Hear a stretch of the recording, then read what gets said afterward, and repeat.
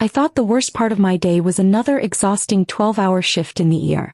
I had no idea my own sister had changed the locks on my house while I was saving other people's lives.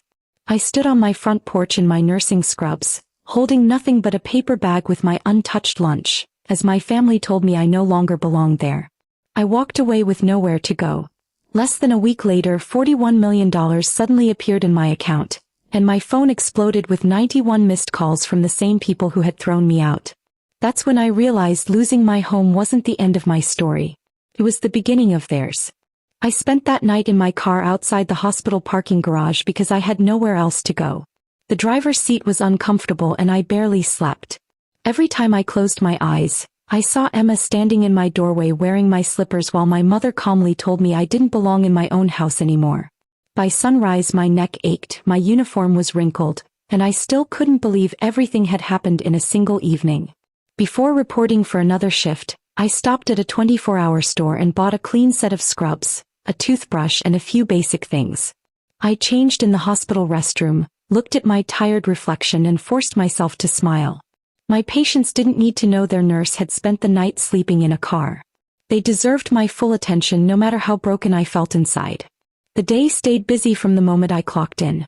Ambulances kept arriving, monitors beeped without stopping, and doctors rushed from one room to another. Keeping my hands busy helped, but my mind refused to stay quiet. Small memories I had ignored for weeks suddenly started making sense. Emma had always insisted on collecting the mail whenever I worked late. She used to laugh and say she was only helping because I was always exhausted after long shifts. At the time I appreciated it. Now I wondered why she had been so determined. Then I remembered my mother asking the same strange question several times over the past month. "Did you get anything important in the mail today?" Back then it sounded like casual conversation. Now it felt different. Why had she cared so much about my letters? The questions kept circling through my mind while I checked charts and cared for patients. Every memory seemed connected somehow, but I couldn't understand how. During my lunch break I finally looked at my phone. 3 missed calls from the same unknown number were waiting for me. I almost deleted them without another thought. After everything that had happened, I wasn't interested in answering calls from strangers. A few minutes later my phone buzzed again. This time it was a voicemail. The calm voice on the recording said, "Ms. Grace, we've been trying to reach you regarding an account that cannot remain inactive. Please return our call as soon as possible." I frowned. I didn't remember opening any new account. I assumed it was another scam and slipped the phone back into my pocket. Still, the message stayed in my mind for the rest of the afternoon. Combined with Emma collecting my mail and my mother's unusual questions, it no longer felt like a coincidence. When my shift finally ended, I sat inside my car, stared at the unfamiliar number on my screen, took a slow breath and pressed the call button. The call ended with a simple request to visit a financial office the following morning. I almost refused because I still believed someone had made a mistake. After everything that had happened, I couldn't imagine having any business with a financial advisor. Still, curiosity won. I arrived at the address after my shift, expecting a short conversation that would clear up the confusion. The office was quiet and nothing like a busy bank. Soft music played in the background, and the receptionist greeted me with a smile before asking me to wait. A few moments later, a man in a dark suit walked toward me with his hand extended. "Grace? I'm James. Thank you for coming. And I'm sorry it took us so long to reach you." I followed him into his office, still convinced he was about to tell me someone had mixed up my information with another person's records. Instead of opening a folder full of numbers, James surprised me with a different question. "Tell me about your grandfather." I blinked in confusion. "My grandfather?" He nodded. "The weekends you spent with him after his eyesight started getting worse. Do you remember helping him organize boxes of old business files?" I smiled without thinking. Those memories had always been special to me. While everyone else thought Grandpa was too old to work, I used to sit beside him for hours, reading labels, sorting papers, and placing documents into neat folders. He always thanked me with my favorite pie afterward. I believed I was simply keeping him company. "I remember," I answered quietly. "I thought I was just helping him clean." James smiled. "That's what most people assumed." He opened a folder but kept it turned toward himself. "Your grandfather often spoke about those weekends. He appreciated your patience more than you probably realized." I stayed silent, unsure where the conversation was leading. He once told me that everyone else visited only when they needed something. You were different. You never asked for money, gifts, or favors. You simply showed up because you loved spending time with him. Hearing those words tightened my chest. I had never expected anyone to notice those quiet afternoons. James continued, speaking in a calm voice. The work you believed was ordinary wasn't ordinary to him. He trusted you with responsibilities that no one else earned. Every document you sorted, every record you carefully organized, confirmed something he had believed about your character for many years. I looked at him, completely confused. I don't understand. You will, James replied gently. But there are confidential documents that require your signature before I can explain everything. He closed the folder and slid a small appointment card across the desk. I'd like you to come back tomorrow morning. After that, I'll be able to answer every question you're carrying today. I left the office with more questions than answers, wondering what my grandfather had seen in me that no one else ever had. I barely slept that night. My mind kept replaying everything James had said about my grandfather. By morning I was standing outside his office again, still expecting an explanation that would make everything seem ordinary. Instead, I was about to hear something that would change my life forever. James welcomed me inside and placed several documents neatly across the desk. He explained each page carefully before asking me to sign. The paperwork wasn't difficult, but it was detailed, and he wanted me to understand every step before moving forward. After the final signature, he closed the folder and looked at me for a long moment. Grace, he said gently, what I'm about to tell you may be difficult to believe. I nodded, unsure what to expect. He explained that my grandfather had never believed money should automatically pass to relatives simply because they shared the same last name. Throughout his life, he valued honesty, loyalty, and kindness more than family titles. He believed people should earn trust through their actions instead of expecting rewards because of their relationship. Years ago, he quietly transferred ownership of several investments into a private holding company. At the time, those investments attracted little attention. Most people considered them average and not especially valuable. He rarely spoke about them and almost no one knew they existed. Then everything changed. A large international company recently bought the businesses connected to those investments. Their value had increased beyond anyone's expectations. James turned his computer screen toward me and showed me the updated figures. I stared at the number without speaking. $41 million. For a moment, I honestly thought I had read it wrong. I blinked several times, but the number stayed exactly the same. This can't be real, I whispered. James gave me a reassuring smile. It is real. Every review has been completed, every record has been verified, and your grandfather's instructions are legally binding. I leaned back in my chair, completely overwhelmed. Less than 2 days earlier, I had been sleeping inside my car because my own family had locked me out of my house. Now I was being told I owned assets worth more money than I had ever imagined. James allowed me a few quiet moments before speaking again. For now, I need you to keep this completely private. The transfers are still being finalized, and until everything is complete, it's important that very few people know. I promised I wouldn't tell anyone. After collecting my copies of the documents, I walked out of the building feeling as though the ground beneath me had changed. The city looked exactly the same, yet nothing in my life was the same anymore. I sat in my car trying to understand how everything had changed so quickly. What I didn't know was that someone else had already discovered the truth, and the silence surrounding my grandfather's secret was about to disappear. I had barely stepped out of the building when my phone began vibrating in my pocket. I ignored it at first, thinking it was another unknown number or a hospital update. After everything that had happened, I wanted a few quiet minutes to clear my head before driving away. The screen lit up again. Emma. I stared at her name but didn't answer. Only yesterday she had stood inside my house while I was left outside with nowhere to go. I couldn't imagine what she suddenly wanted. The phone stopped ringing, but only for a few seconds. This time it was my mother. I let that call go as well. Before I even reached my car, another call appeared, then another. My cousin Daniel. My Aunt Rebecca. A neighbor who hadn't spoken to me in months. Even relatives I barely remembered somehow had my number. It felt as though everyone had decided to call at exactly the same moment. I finally sat inside my car and watched the calls continue without touching the screen. Every ringtone made my heart beat a little faster. Something wasn't right.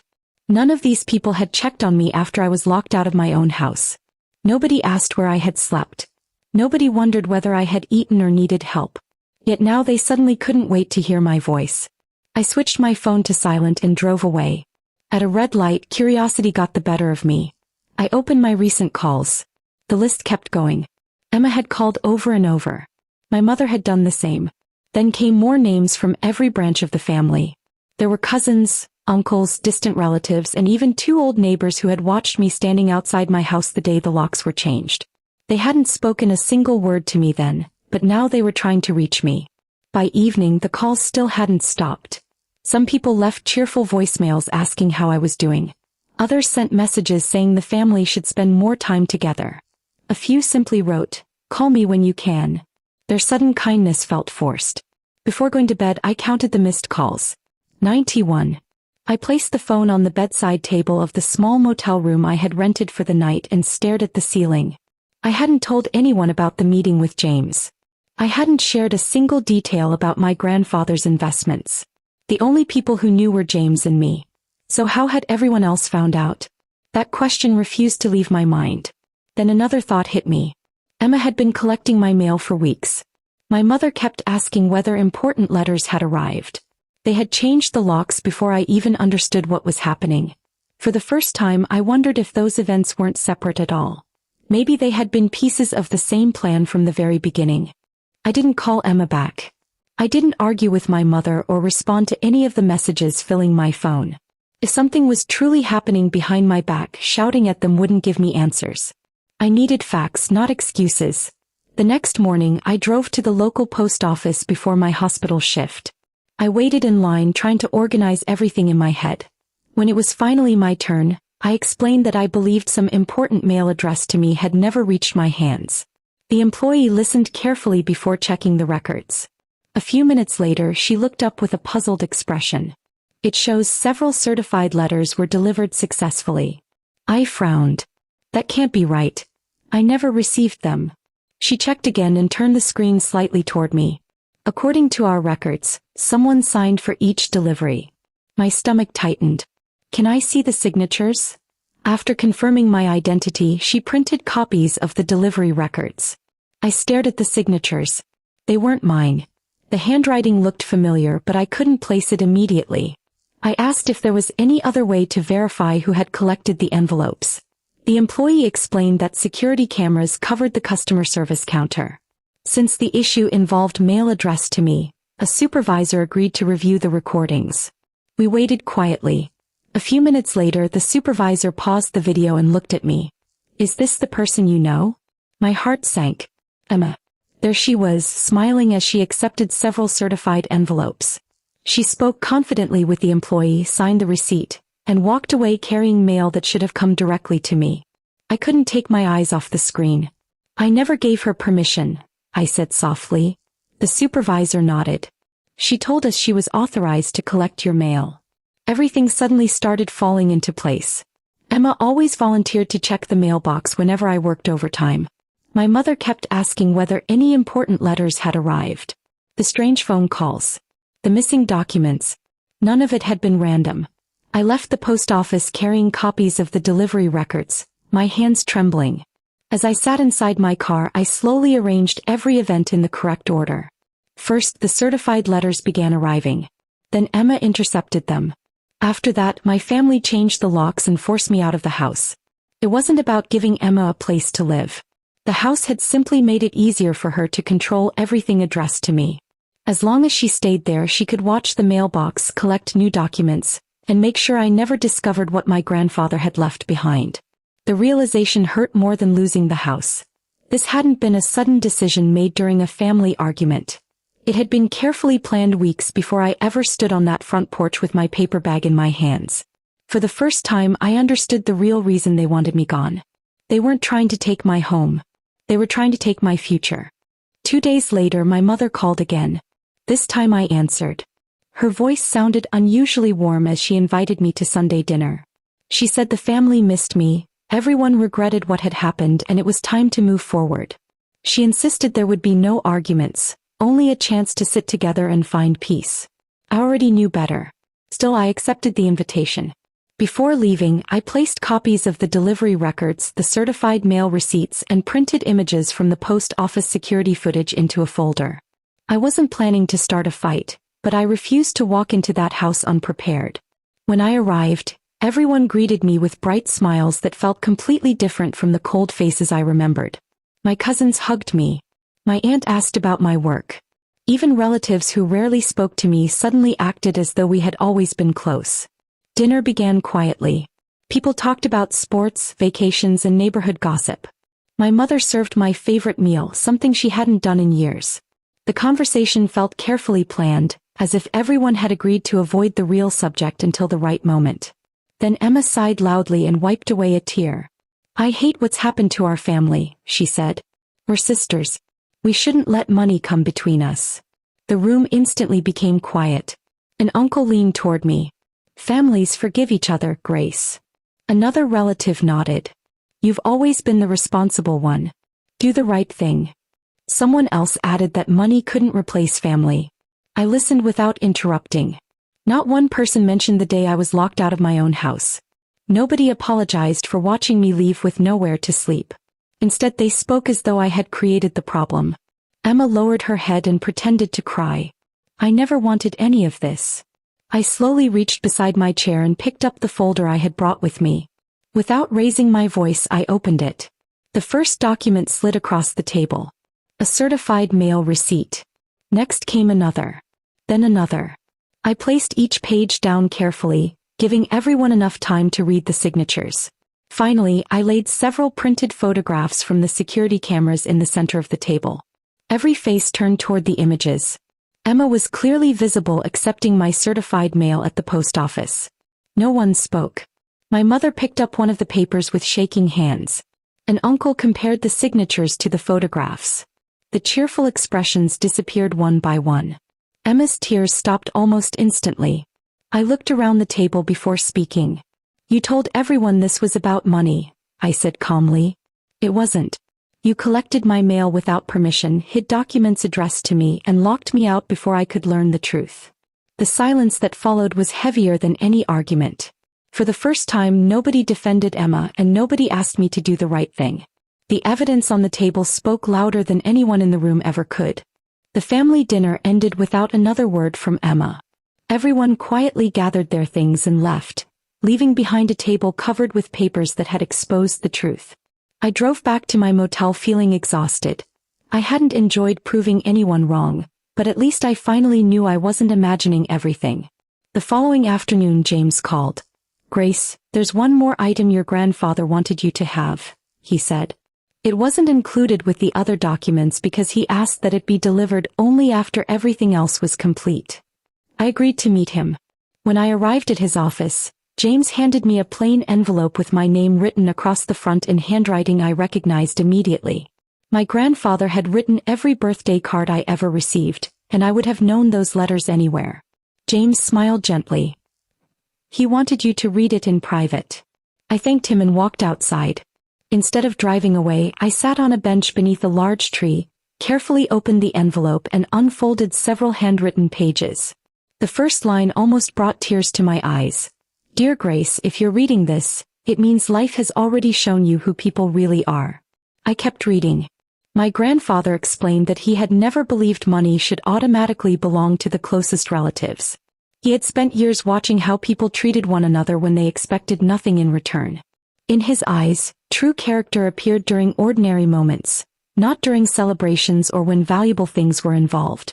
He wrote about the afternoons we spent together sorting files. I had always believed I was simply helping an elderly man organize old paperwork. He admitted those afternoons meant far more to him than I ever realized. "You gave your time freely," he wrote. "You never asked what you would receive. That told me everything I needed to know." My eyes filled with tears. Further down the page he explained why he kept his investments hidden for so many years. If people knew what I owned, they would compete for my approval instead of showing me their true hearts. Silence gave me honest answers. Then I reached the sentence that stayed with me more than anything else. Real wealth never changes people. It reveals who they have always been. I read those words several times. Suddenly everything made sense. The locked doors. The stolen mail. The sudden phone calls. The family dinner. None of those things had been caused by money. They had simply uncovered feelings that already existed beneath the surface. By the time I reached the final page, I wasn't thinking about the $41 million anymore. My grandfather had answered questions I had quietly carried since childhood about why he always valued simple acts of kindness over expensive gifts or impressive promises. As I folded the letter and placed it back inside the envelope, I realized it was the most valuable part of everything he had left behind. No amount of money could ever replace the wisdom written in those pages. The days after the family dinner were surprisingly quiet.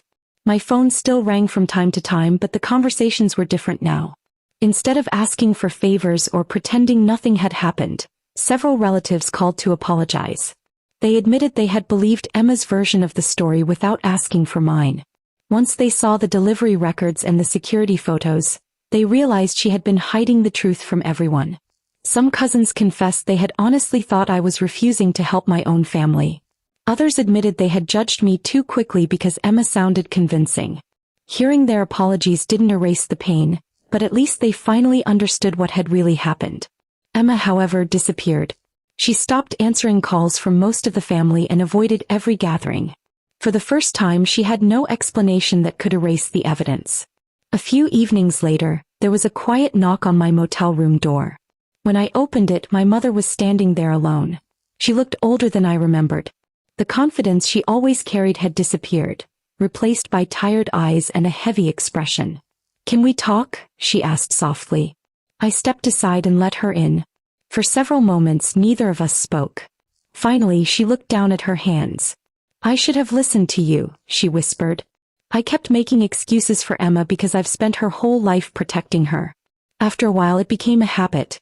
Even when I noticed things that didn't seem right, I convinced myself there had to be another explanation." I listened quietly. She wiped away a tear. "I failed you." Those words hung in the room between us. Part of me wanted to ask why she had believed everyone except her own daughter. Another part wanted to tell her how lonely it felt sleeping in my car after being locked out of my own house. Yet I stayed calm. "I can forgive what happened," I said. "But forgiveness doesn't instantly repair trust." She slowly nodded. "I know." I looked at her and spoke honestly. "If a window breaks, you can replace the glass in a day. But trust doesn't work that way. Once it's shattered, rebuilding it takes much longer. Sometimes people never get it back completely." She didn't argue because she knew I was right. Before leaving, she quietly apologized one last time. After the door closed, I stood by the window for a long time. I wasn't celebrating anyone's guilt, and I wasn't interested in revenge. I simply accepted that some lessons come with painful consequences. My family had finally learned the truth, but understanding what happened was only the first step. Earning back my trust would take far more time than saying they were sorry. A few months later, my life finally felt peaceful again. I bought a small, quiet home just a short drive from the hospital. It wasn't the biggest house in the neighborhood, but every room felt safe because it truly belonged to me. No one could take that feeling away again. People often asked why I still worked long shifts as an ER nurse when I no longer needed the paycheck. The answer was simple. I had never chosen nursing because of money. I loved helping people on the hardest days of their lives, and no amount of wealth could replace that purpose. To honor my grandfather, I created a scholarship fund in his name for students who dreamed of becoming nurses but struggled to afford school. I knew he would have preferred seeing opportunities given to hardworking people instead of money being wasted on selfishness. One quiet afternoon, I found myself driving through my old neighborhood. As I passed my former house, I slowed down for a moment.